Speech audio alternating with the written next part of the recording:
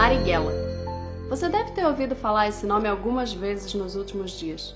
Esse é o título do filme dirigido por Wagner Moura que acaba de ser lançado no Festival de Berlim. A obra é baseada na vida do baiano Carlos Marighella. Mas quem exatamente é esse sujeito e por que ele desperta tanto amor e ódio?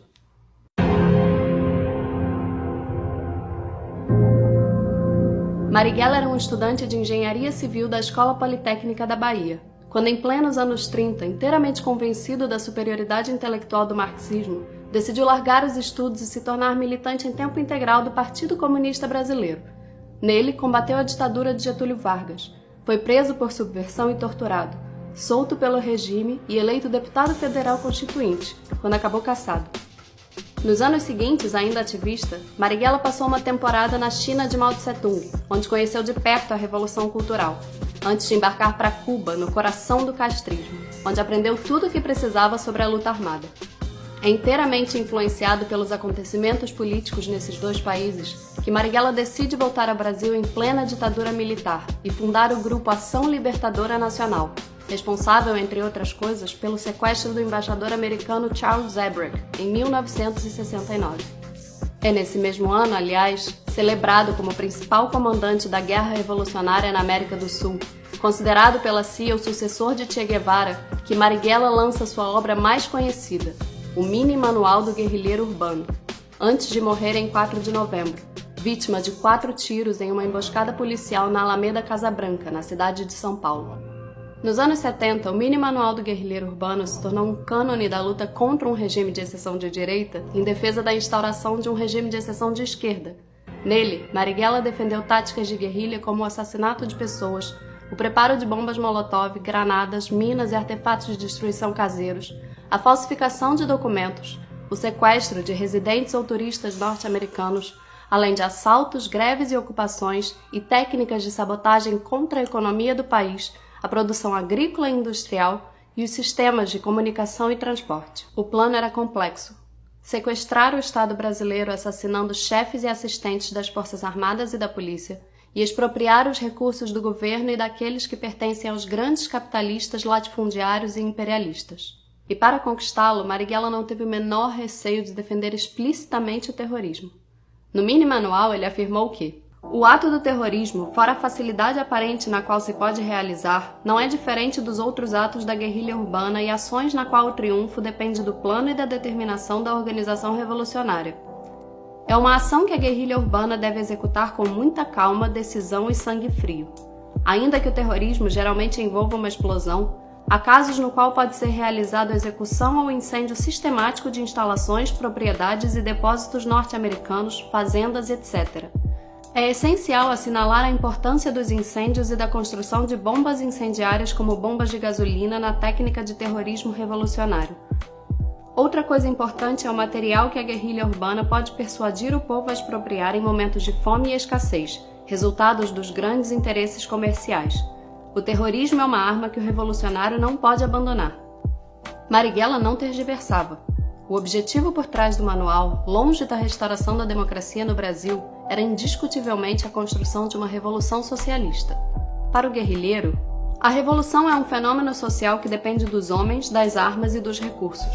As armas e os recursos existem no país e podem ser tomados e usados, mas para fazer isto é necessário contar com homens.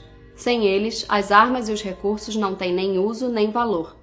Este é um núcleo doutrinado e disciplinado com uma estratégia de longo alcance e uma visão tática consistente com a aplicação da teoria marxista, dos desenvolvimentos do leninismo e castro-guevaristas, aplicados às condições específicas da situação revolucionária.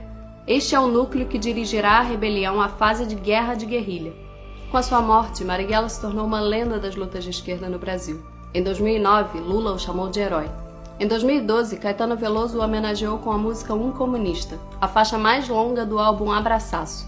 No mesmo ano, os Racionais MCs lançaram a canção Mil Faces de um Homem Leal, eleita a melhor música brasileira do ano pela revista Rolling Stone Brasil, além de clipe do ano no PMB 2012. Nela, o rapper Mano Brown canta: O desejo de todo revolucionário é fazer a revolução. Cada patriota deve saber manejar sua arma de fogo. Carlos Marighella. Aumentar sua resistência física.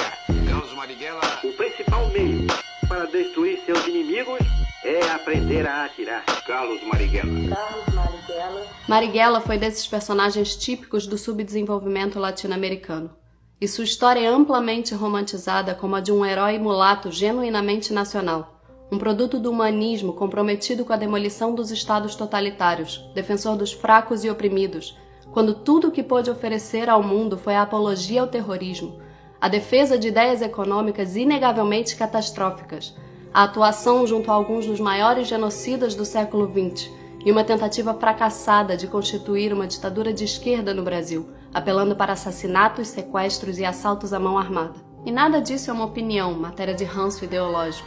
Como ele mesmo escreveu sobre a sua organização terrorista, a Ação Libertadora Nacional, em agosto de 1969, 2 meses antes de morrer, os dirigentes de nossa organização não podem provir de eleições.